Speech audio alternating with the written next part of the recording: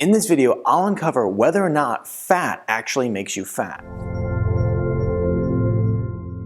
Hi ladies and gentlemen, I'm Dr. Zarowski and welcome back to the channel. If you're new to the channel, it's a pleasure to have you here. Be sure to subscribe, hit that bell notification, and join our notification community so I can help you excel your health and your life.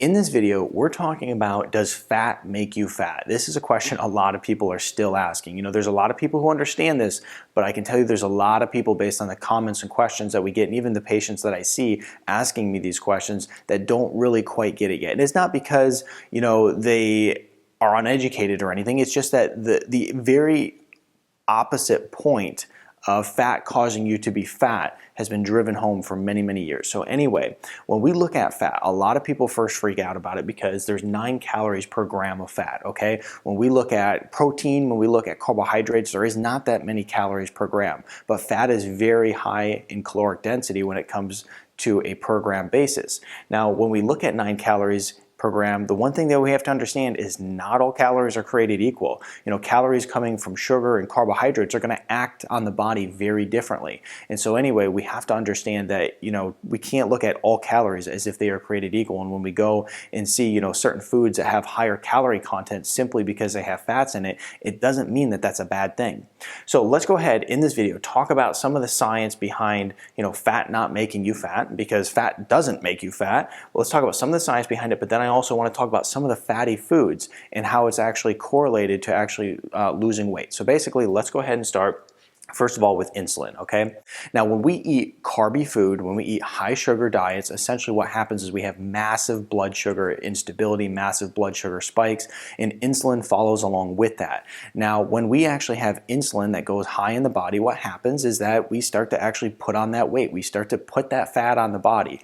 And so one of the things that we know based on research is that when we eat fat, it is a more balanced reaction. It's a more balanced blood sugar reaction. It's a more balanced insulin reaction. We're not getting those huge spikes out of eating fat. So therefore, it's actually able to keep insulin levels much more balanced, and as a result, you're actually going to not be storing fat.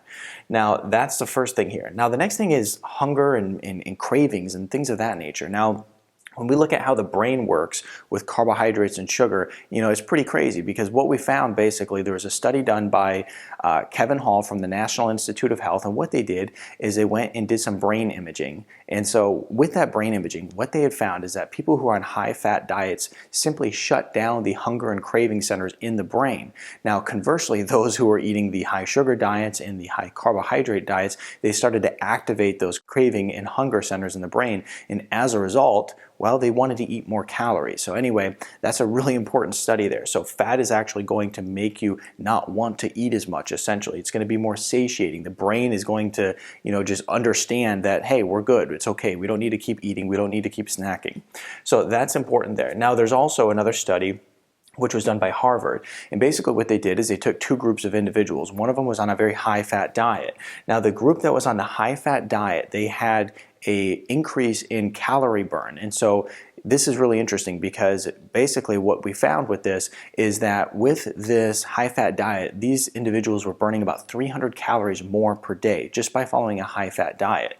And so the other thing that they found is with that, you know, increase in 300 calorie expenditure per day, they were actually having improved blood markers like triglyceride levels, improved cholesterol levels. So once again, that's very important, and it brings us into our next topic, because a lot of people still are very concerned about heart disease. Are you going to get heart disease if you're consuming a whole bunch of fat? Major concern for a lot of people. Now, here's a really interesting fact about this. Back in 2010, they took 21 different studies and they reviewed them.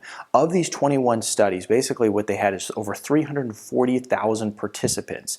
And what they had found is that there is absolutely no correlation in consuming more saturated fats and the increased risk of heart disease. And so when we look at eating more saturated fats and, you know, clogging up our arteries and causing, you know, fatal heart attacks, it's just not true. So anyway, what we have to do is kind of put all this into perspective. And what we're seeing so far is, first of all, calories aren't created equal, and we're also seeing that the fat is going to act very differently on your metabolism, and then also your brain and your whole entire body acts very differently with fat. And fat doesn't actually cause you to put fat on, but it actually causes you to burn fat in many cases. So what we want to do is actually look at some of these different fatty foods and just talk about some of the research behind them. Now, when we look at these fats, they have been condemned by highly regarded organizations and institutions for so many years. And so let's go ahead and first start with butter. Now, butter is one of those fats that everybody was supposed to stay away from. They're actually supposed to start consuming margarine because butter was so unhealthy. Well, we know now, with actual factual data that butter is completely healthy for us. It's good for our brain, it's loaded with nutrients, and it has something called CLA in it. That's conjugated linoleic acid. That CLA is actually going to boost our metabolism and help us burn fat. So when we look at consuming this fat, it actually is going to help us burn fat. Let's look at coconut oil, for instance. There's one study out there that basically looks at coconut oil. And if you include coconut oil into your breakfast, you consumed much fewer calories when it came around to lunchtime. And so coconut oil is loaded with MCTs and has been proven time and time again to help people consume less calories. As a matter of fact, what happened too with coconut oil is that when people are actually using these MCTs throughout the day, it was found that they were burning as much as 250 more calories on a daily basis. So that is another fat that of course is going to help you burn fat as well. So it's not going to make you fat. The next is fatty fish. Now, fatty fish is loaded with omega-3s. Omega-3s have been scientifically proven to actually increase your satiety, increase the feeling of fullness. And so, fatty fish like sardines, like salmon are really great because they're loaded with those omega-3s. And then the other thing about fatty fish is it's very high on the satiety scale. And so basically there's a scale out there that looks at different foods and kind of which ones hold you over for a long period of time. Fatty fish is one of them. It's very high and it's actually a much more high satiety food than other sources of protein like chicken, for instance. And then we have eggs, okay?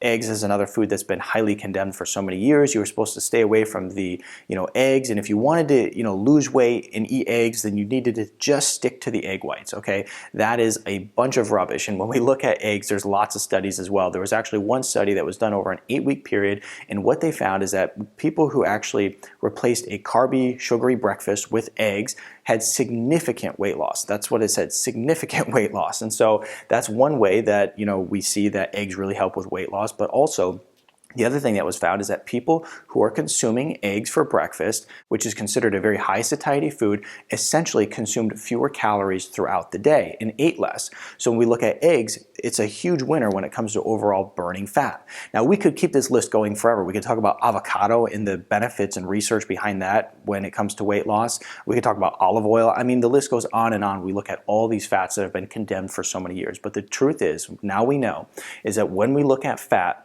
first of all, not all fats are created equal. Not 9 calories per gram of fat, but the deal is they're not created equal. They act differently on the body. We know that the research proves to us that it's going to really help with satiety, so it's going to help us not be as hungry all the time. It's going to help us not only burn fat, but it also is going to help us consume fewer calories throughout the day. So anyway, when it comes to this topic of fat, make sure that you are sharing this information with your friends because there's so many people who are very confused by this topic, and a lot of people still think it's causing heart disease, which I proved to you that that is not true. And so be sure to give this video a thumbs up and share it with your friends. If you have any questions, put it in the comment section here below and subscribe to my channel if you haven't done so yet. I'd greatly appreciate that. And then check out my other videos on how you can improve your health. I'll see you in the next video.